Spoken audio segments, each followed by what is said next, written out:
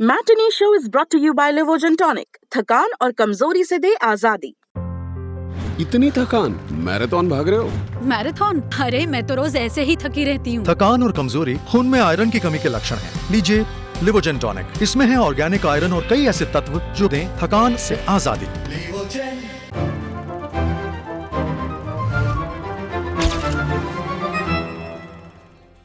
नमस्कार दोस्तों, मैं हूं प्रतीक्षा। स्वागत है आप सभी का मैटिनी शो में। ये है भारत टॉकीज सेगमेंट, जहां हम बात करते हैं रीजनल सिनेमा और उससे जुड़ी कुछ कद्दावर शख्सियतों की। आज भी ऐसी ही एक शख्सियत की जिंदगी को थोड़ा और करीब से जानने का वक्त है। पुर्तची थलाइवी एक क्रांतिकारी नेता। जनता ने इसी उपमा से नवाजा था अपनी एक नेता को, जिनका जीवन दो पारियों में बटा, सिनेमा और पॉलिटिक्स। फिल्मों से हमेशा परहेज था, लेकिन जब स्क्रीन पर सामने आई तो डेब्यू के महज 10 साल के अंदर 100 फिल्में दे डाली। कुछ ऐसा ही इनका राजनीतिक करियर भी रहा, जिसे लेकर शुरुआत में वो दुविधा में रही, लेकिन फिर ऐसी जम गई कि आगे जाकर 5 बार तमिलनाडु की मुख्यमंत्री बनी। लोग उन्हें पूजने लगे, अम्मा कहकर पुकारने लगे। जी हाँ, हम बात कर रहे हैं भारतीय सिनेमा और पॉलिटिक्स के एक सितारे की। नाम है जयललिता। जिंदगी ऐसी करिश्माई कि उस पर एक फिल्म भी बनी है, थलाइवी। फिल्म में जया का किरदार निभाया है कंगना रनौत ने। इसी मौके पर आज रियल लाइफ थलाइवी के सिनेमाई सफर से कुछ किस्से बांचेंगे, सिर्फ सिनेमा से जुड़े किस्से, क्योंकि उनकी पॉलिटिक्स पर तो आर्टिकल्स और वीडियोस का आपके सामने ढेर लगा होगा। जानेंगे क्या थे वो मौके जिन्होंने साधारण सी अम्मू का मुकद्दर लिख दिया था। आपके लिए ये किस्से खोज लाए हैं हमारे साथी यमन। आइए शुरू करते हैं। 24 फरवरी 1984 को हुआ जयराम और वेदवल्ली की बेटी का जन्म। नाम पड़ा कोमलवल्ली। हालांकि जन्म के एक साल बाद ही इस बच्ची को जयललिता का नाम दे दिया गया। घर वाले प्यार से अम्मू और जया कहकर पुकारते थे। जया का बचपन तकलीफों से भरा था। 2 साल की थीं कि पिता चल बसे। जया और उनके भाई जयकुमार को लेकर मां अपने पिता के घर आ गई। गुजारा करना मुश्किल हो रहा था। मां ने परिवार की जिम्मेदारी अपने कंधे ली। शॉर्ट हैंड टाइपिंग सीखी और बतौर क्लर्क काम करने लगी। दूसरी ओर वेदवल्ली की एक बहन थी, नाम था अंबुजावल्ली। फिल्मों में छुटपुट रोल किया करती थी, विद्यावती के स्क्रीन नेम से। विद्या ने अपनी बहन वेदवल्ली से रिक्वेस्ट की कि वो पिता का घर छोड़कर उनके पास आ जाए और मद्रास में अपने लिए रोजगार के बेहतर विकल्प तलाशे। वेदवल्ली को बात ठीक लगी। वो बिना ज्यादा सोचे मद्रास आ गई, दोनों बच्चों को उनके ननिहाल छोड़कर। एक दिन एक प्रोड्यूसर अंबुजा के घर आए, नजर पड़ी वेदवल्ली पर। कहा कि फिल्मों में ट्राई क्यों नहीं करती। अंबुजा और वेदा दोनों को बात जम गई और इस तरह शुरू हुआ वेदा का फिल्मी सफर, पर वेदवल्ली के नाम से नहीं, बल्कि संध्या के नाम से। संध्या एक कैरेक्टर आर्टिस्ट थी। फिल्मों में बिजी रहने लगी, केवल छुट्टी मिलने पर ही अपने बच्चों से मिलने जा पाती।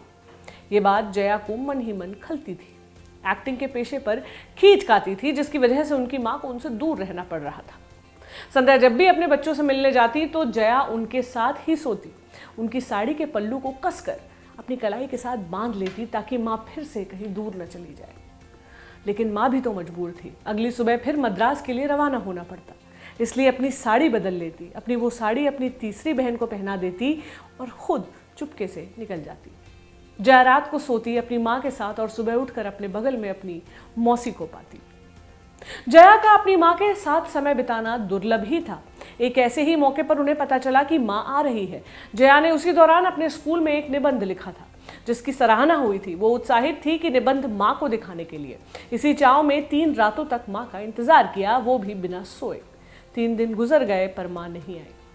ठान लिया कि चौथे दिन तो मां से मिलना ही है, उन्हें वो निबंध दिखाना ही है। चौथी रात भी वो बिना सोए निकालने वाली थी। घर में सबने सोने की जिद की, फिर भी हठी जया नहीं मानी। घर वाले ज्यादा कहने लगे तो जाकर ड्राइंग रूम में सो गई। घड़ी में रात के 12:30 बज रहे थे। घर में सब सो चुके थे। संध्या घर आई। ड्राइंग रूम में जया को पाकर हैरान हुई। उठाकर पूछा कि यहाँ क्या कर रही हो। जया आंखें मसलती हुई खड़ी हुई, सूजी हुई आंखों के साथ। माँ को देखकर बिलख पड़ी। नींद रहित आंखें और लाल हो गई। कहा कि आपसे मिलने के लिए यहाँ सो रही थी। इतना सुनकर मां ने अपनी बच्ची को सीने से लगा लिया। जया के बगल में ही उसकी नोटबुक रखी थी, जिसमें उन्होंने अपना निबंध लिखा था। नोटबुक मां की ओर सरकार कर कहा, देखिए मुझे निबंध प्रतियोगिता में फर्स्ट प्राइज मिला है। निबंध का शीर्षक था मेरे लिए मां के मायने। संध्या नहीं चाहती थी कि उनकी बेटी फिल्मों में आए, लेकिन उनकी एक इच्छा थी अपनी बेटी को एक गुणी डांसर बनाने की। इसी के चलते केजे सरस के यहाँ डांस सीखने के लिए उन्हें भेज दिया। केजे सरस एक प्रख्यात भरतनाट्यम गुरु थी, जिनका नाम उन दिनों पूरे आदर से लिया जाता था। जया की डांस सीखने में कोई रुचि नहीं थी, लेकिन उनकी गुरु ने सख्ती की जगह धैर्य से काम लिया, जया को खुलने का समय दिया। इस धैर्य का नतीजा भी निकला जब धीरे धीरे जया भरतनाट्यम को लेकर उत्सुक होने लगी, इतनी कि इस डांस फॉर्म में महारत हासिल कर ली, वो भी सिर्फ 12 साल की उम्र में। साल था 1960, मई का महीना। मौका आया जया के आरंगेतम का। आरंगेतम किसी भी इंडियन क्लासिकल डांस के स्टूडेंट की पहली परफॉर्मेंस को कहते हैं। अपनी पहली ऑन स्टेज परफॉर्मेंस के वक्त जया करीब 12 साल की थी। आयोजन हुआ, फिल्म इंडस्ट्री के भी लोग संध्या की बेटी की परफॉर्मेंस देखने आए। उन्हीं मेहमानों की लिस्ट में शामिल थे शिवाजी गणेशन, तमिल सिनेमा के दिग्गज एक्टर। जया की परफॉर्मेंस पूरी हुई, शिवाजी को स्टेज पर बुलाया गया स्पीच देने के लिए। उन्होंने जया के लिए कहा, ये लड़की एक सोने की मूरत के समान है, एक दिन भविष्य में ये फिल्म इंडस्ट्री में आएगी और बड़ा नाम कमाएगी, मैं ये दुआ करता हूं।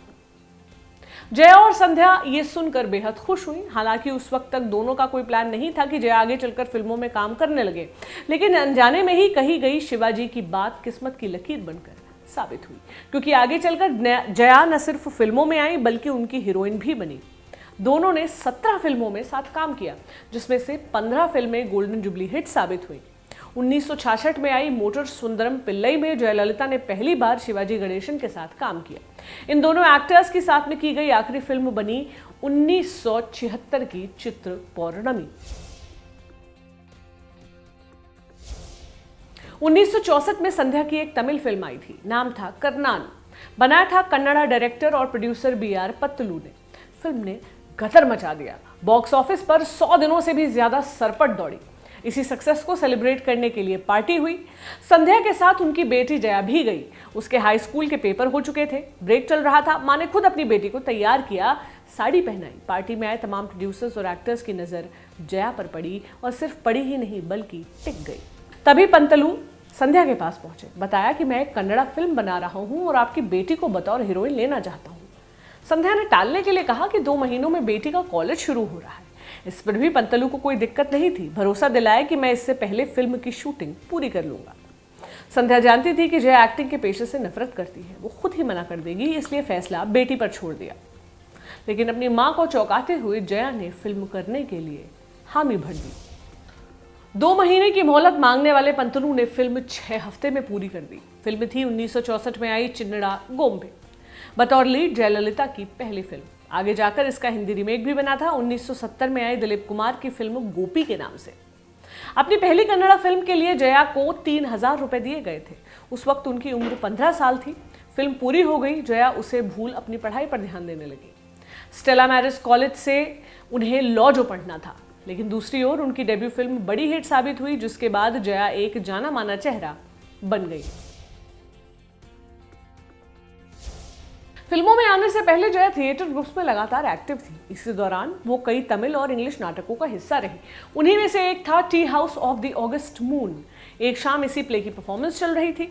दर्शकों में एक खास शख्स बैठा था जिसकी तमन्ना थी अपनी एक फिल्म बनाने की। प्ले में जया का किरदार आया और इस शख्स की आंखें चमक उठी, जैसे उसे अपनी फिल्म की हीरोइन मिल गई हो। ये शख्स थे शंकर गिरी। आगे जाकर इनके पिता वीवी गिरी भारत के चौथे राष्ट्रपति बने थे। खैर, शंकर ने फैसला कर लिया था कि जया को अपनी फिल्म में लेना ही है। देर थी तो बस संध्या की परमिशन लेने की। सो संध्या से भी बात की, बताया कि मैं एक इंग्लिश फिल्म प्रोड्यूस करने जा रहा हूँ, नाम है एपिस्टल, जिसके लिए आपकी बेटी को साइन करना चाहता हूँ। संध्या जरा हिचकिचाई, क्योंकि उस समय जया की उम्र सिर्फ 13 साल थी। अपनी बेटी के स्कूल का हवाला देकर उन्होंने इसको रोकना चाहा। शंकर को इस पर भी कोई आपत्ति नहीं हुई। कहा कि मैं सिर्फ वीकेंड और स्कूल की छुट्टी के दिनों पर शूट किया करूंगा। संध्या आखिरकार मान गई और इस तरह एपिस्टल वो पहली फिल्म बनी जिसके लिए जया ने बतौर लीड शूट किया था। हालांकि ये फिल्म रिलीज 1966 में हुई, फिल्म चली नहीं। इस पॉइंट पर जया की कन्नड़ा फिल्म चिन्नड़ा गोम्बे और पहली तमिल फिल्म वेनिर आड़ी आ चुकी थी। वेनिर आड़ी एक हिट फिल्म थी। जया का काम यहाँ पसंद किया गया था। इसी को भुनाने के लिए एपिस्टल को फिर से रिलीज किया गया, लेकिन दूसरी बार भी इसे ठंडा ही रिस्पॉन्स मिला। जया की पहली कन्नड़ा फिल्म चिन्नड़ा गोम्बे और पहली तमिल फिल्म वेनिर आड़ी में एक कनेक्शन था। दोनों फिल्मों में जया ने एक विधवा लड़की का किरदार निभाया था। दोनों चली भी खूब थी, खास तौर पर वेनिर आड़ी, और इसमें सबसे बड़ा हाथ था एक कंट्रोवर्सी का। दरअसल फिल्म में एक गाना था जहां जया झरने के नीचे नहा रही थी। सेंसर बोर्ड को ये रास नहीं आया। ऊपर से जया के किरदार ने स्लीवलेस ब्लाउज पहना था जो उस दौर की सोच के हिसाब से बिल्कुल मेल नहीं खाता था। उस समय की हीरोइन साड़ियों में ही दिखाई देती थी और यहाँ थी एक यंग एक्ट्रेस, वो भी स्लीवलेस ब्लाउज में। हंगामा होना तय था, हुआ भी। किसी तरह मेकर्स ने सेंसर बोर्ड को मना लिया। सेंसर बोर्ड ने भले ही आपत्तिजनक गाने पर कैची नहीं चलाई, लेकिन फिल्म को एडल्ट फिल्म का सर्टिफिकेट दे डाला, यानी सिर्फ 18 साल या उससे बड़े लोग ही फिल्म को थिएटर में देख सकते थे। फिल्म की रिलीज के वक्त जया की उम्र 17 साल थी, इसलिए चाहकर भी वो अपनी पहली फिल्म बड़े पर्दे पर नहीं देख पाई। जिस गाने पर हंगामा मचा था उसे कंगना वाली फिल्म में भी रिक्रिएट किया गया है। नाम है चली चली, जहां जया बनी कंगना को झरने के इर्द गिर्द नाचते हुए देखा जा सकता है। ये गाना जया की फिल्म के आपत्तिजनक गाने से ही इंस्पायर्ड है। ड्रेस का रंग भी पिंक रखा गया है। मरुदर गोपालन रामचंद्रन यानी एमजीआर तमिल सिनेमा के आदि पुरुषों में से एक। जितने सफल एक्टर उतने ही सफल पॉलिटिशियन। जया की लाइफ पर इनका बड़ा इम्पैक्ट रहा। जया के एक्टिंग और फिर शुरू हुए पॉलिटिकल करियर पर भी। जया के लिए एमजीआर उनके दोस्त, गुरु, माँ और पिता के समान थे। कई जगह इस बात का जिक्र मिलता था कि वो एमजीआर ही थे जिनको प्रेरणा मानकर जया राजनीति में उतरी थी। एमजीआर के बाद उनकी पॉलिटिकल पार्टी एआईएडीएमके में उनकी उत्तराधिकारी जया ही बनी। जया और एमजीआर का साथ कई सालों तक चला, फिर चाहे वो फिल्मी जगत की साझेदारी हो या राजनीति की। दोनों ने साथ मिलकर 28 फिल्में दी और सभी बॉक्स ऑफिस पर हिट्स रही। दोनों को आखिरी बार आई 1973 में पत्तिकट्ट पोनिया में स्क्रीन शेयर करते हुए देखा गया था। साथ में की गई इनकी पहली फिल्म थी 1965 में आई आयरतिल ओरुवन, जो जयललिता के करियर की तीसरी फिल्म थी। इस फिल्म को लेकर भी एक किस्सा है, जहां एमजीआर के साथ शूट किए गए पहले सीन में जया के पसीने छूट गए थे। ये सीन सुहागरात का सीन था, जहां जया को एमजीआर के ऊपर लेटना था। बेड पर बैठी जया असहज होने लगी। बैकग्राउंड में गाना बज रहा था। टाइटल था नानम्मो, मतलब क्या तुम शर्मीली हो। सीन के बारे में सोचकर जया थरथर कांपने लगी, शर्म से नहीं बल्कि डर से। एमजीआर नई लड़की का ये डर भांप गए, शूटिंग रुकवा दी। जया को प्यार से समझाया, खूब बातें की। जब वो कंफर्टेबल हुई तब जाकर शूट शुरू करवाया। जया ने इस बात का कई मौकों पर खंडन किया कि वो एमजीआर की वजह से राजनीति में आई। भले ही राजनीति में आने का फैसला उनका अपना रहा हो, लेकिन उनके राजनीतिक भविष्य की घोषणा करने वाले एमजीआर ही थे। हुआ यूं कि जया और एमजीआर साथ में शूटिंग कर रहे थे। फिल्म थी 1972 में आई रामन थेड़ई सीते। सेट रेडी हो रहा था। इस दौरान दोनों को स्टार्स बातों में मशगूल थे। तभी एमजीआर ने जया से उनका हाथ बढ़ाने को कहा। जया ने अपनी हथेली थमा दी। रेखाएं पढ़कर एमजीआर बोले कि तुम जरूर पॉलिटिक्स में आओगी। जया चौंक गई और कहा, मैं और पॉलिटिक्स, सवाल ही नहीं बनता। एमजीआर भी अपनी बात पर कायम थे। कहा कि लिख कर ले लो, मेरा कहा सही साबित होगा। एमजीआर और जया दोनों को इस बात का लेश मात्र भी अंदाजा नहीं था कि एक दिन एमजीआर का कहा वाकई में सच हो जाएगा। भले ही मेरा जन्म कर्नाटक में हुआ और मुझे काफी अच्छी कन्नड़ भी आती है, लेकिन बावजूद इसके मैं खुद को तमिल ही मानती हूँ, कन्नडिगा नहीं।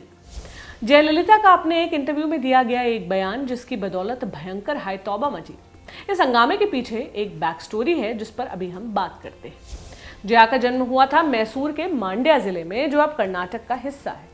70 का दशक था। कुछ संगठन मिलकर बवाल कर रहे थे। उनकी मांग थी कि मैसूर का नाम बदलकर कन्नड़ में कर दिया जाए। तमिलनाडु का कर्नाटक के साथ कावेरी नदी को लेकर भी पुराना पंगा है। इसी तनावपूर्ण माहौल के बीच एक मैगजीन ने जयललिता का इंटरव्यू लिया, जहां जया ने साफ साफ कहा कि वो खुद को कन्नडिगा नहीं बल्कि तमिल मानती है। प्रदर्शन कर रहे कन्नड़ संगठनों तक भी ये बात पहुंची तो लोग सुनकर भड़क गए। बोले कि या तो जयललिता माफी मांगे वरना उनका बॉयकॉट करेंगे। इसी के चलते जया को मैसूर में अपनी एक डांस परफॉर्मेंस भी कैंसिल करनी पड़ी। सोचा कि कुछ समय में माहौल शांत हो जाएगा, पर ऐसा हुआ नहीं। उन्हीं दिनों बीआर पंतलू अपनी कन्नड़ फिल्म गंगा गौरी का तमिल रीमेक बनाने की सोच रहे थे। ये वही हैं जिन्होंने जया को उनकी मां की पार्टी में फिल्म ऑफर की थी। खैर, वो रीमेक के लिए जया के पास पहुंचे। जया मान भी गई।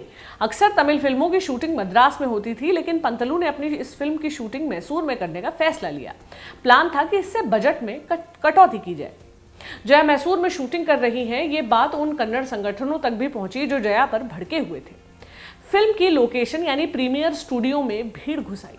जल्द ही 12 फीट ऊंचा दरवाजा बंद किया गया, लेकिन आक्रोशित जनता इससे फांद कर अंदर ही आ गई। जया को भद्दी गालियां देने लगी, कहने लगी कि माफी मांगो। जया ने साफ मना कर दिया, उल्टा भीड़ पर चीखी कि मैं एक तमिल लड़की हूं, कन्नड़ लड़की नहीं। भीड़ शांत हो गई। उन्हें कुछ समझ नहीं आया। वजह थी कि जया ने जो गुस्से में कहा था वो तमिल में था। भीड़ को समझ में आता तब तो कुछ बोलती। सेट पर फिल्म के डायरेक्टर स्वामी भी मौजूद थे। वो आगे आए, भीड़ को समझाया कि हमारे राज्य में आए किसी तमिल नागरिक पर हमला करना हमारी ही बदनामी है। हैरानी से गुस्साए लोग मान गए और वापस लौट गए। इस घटना के बाद जया भी मैसूर छोड़ फिर से मद्रास लौट आई। जया की जिंदगी अनिश्चितताओं से भरी थी। कहां तो फिल्मों से परहेज था, कहां सिनेमा क्वीन बन बैठी। अपने करियर में 140 से ज्यादा फिल्में दे डाली, उनमें से भी अधिकतर बॉक्स ऑफिस सुपरहिट्स। तमिल समेत हिंदी, कन्नड़ और तेलुगु भाषा सिनेमा में भी अपने टैलेंट की जय करवाई। जया के इसी 2 दशकों में फैले करियर में हमने कुछ फिल्में चुनी हैं, कुछ कमाल की फिल्में। वैसे तो उनके करियर में इतनी बड़ी बड़ी फिल्में हैं कि सबको जगह दे पाना मुमकिन नहीं है, इसलिए जो नाम रह जाएं उनके लिए हम माफी मांगते हैं। पहली फिल्म जिसकी हम बात कर रहे हैं वो है चंद्रोदयम, 1966 में आई हुई। एमजीआर और जयललिता की ये एक और हिट फिल्म थी। कहानी है देवी की, अमीर घराने की लड़की। घरवाले उसकी मर्जी के खिलाफ उसकी सगाई तय कर देते हैं। इस पर वो नाराज हो जाती है। सगाई के एक दिन पहले वो घर से भाग जाती है। रास्ते में मिलती है चंदन नाम के रिपोर्टर को, जिसका रोल एमजीआर ने निभाया। ये फिल्म 1934 में आई Hollywood film it happened one night से इंस्पायर्ड थी, जिससे प्रेरणा लेकर हिंदी सिनेमा में भी एक फिल्म बनी थी। फिल्म थी आमिर खान और पूजा भट्ट स्टारर दिल है कि मानता नहीं। खैर, अपनी इस तमिल फिल्म के लिए जयललिता को बेस्ट एक्ट्रेस का तमिलनाडु सिनेमा फैन अवार्ड भी मिला था। दूसरी फिल्म यारनी 1966 में आई। जयललिता ने अपने करियर में कुल 8 फिल्मों में डबल रोल निभाए। उन्हीं में से एक थी ये तमिल मिस्ट्री थ्रिलर फिल्म। 1964 में आई मनोज कुमार की हिंदी फिल्म वो कौन थी का रीमेक। जया की इस फिल्म ने बॉक्स ऑफिस पर जमकर पैसा पीटा। उनके हिस्से कई अवार्ड्स भी आए। आगे चलकर इसे तेलुगु में भी बनाया गया था। फिल्म का नाम था आमे एवरू। तेलुगु रीमेक में भी जया ने लीड रोल निभाया था। तीसरी फिल्म अदाई में पेन, जो आई थी 1969 में। एमजीआर और जयललिता की जोड़ी फिर से इस फिल्म के लिए लौटी। ऐसी लौटी कि फिल्म ने तमिल सिनेमा के तमाम रिकॉर्ड्स की धज्जियां उड़ा दी। थिएटर पर अपने 175 दिन पूरे किए। इतना ही नहीं, मद्रास के सिर्फ 4 थिएटर्स में फिल्म ने 400 शोज पूरे किए। फिल्म में जया ने डबल रोल निभाया, रानी और दासी का। उनके काम की काफी प्रशंसा भी हुई। इसी फिल्म की बदौलत फिर से उन्हें बेस्ट एक्ट्रेस का तमिलनाडु सिनेमा फैन अवार्ड जीतने का मौका मिला था। आज के एपिसोड में इतना ही। आपके लिए ये एपिसोड लिखा था हमारे साथी यमन ने। आपको एपिसोड कैसा लगा हमें जरूर बताइएगा। मुलाकात होगी अगले एपिसोड में, तब तक के लिए शुक्रिया। अब रोज दोपहर 12 बजे लल्लन टॉप लाएगा मैटनी शो, सिनेमा का कंप्लीट शो, जहां सनसनी नहीं सेंस होगा। सोमवार बॉलीवुड किस्से, फिल्म और फिल्म वालों की दिलचस्प कहानियां। मंगलवार लल्लन टॉप अड्डा, चौचक बैठ की हेडलाइंस बनाने वाले हीरो हीरोइन डायरेक्टर के साथ। बुधवार कहाँ गए ये लोग जो कभी स्टार थे अब लगता है कि गुमनाम है, उनकी खोज खबर। गुरुवार Bharat talkies, best of regional cinema, क्योंकि हिंदी के बाहर भी जाबड़ फिल्में बनती हैं।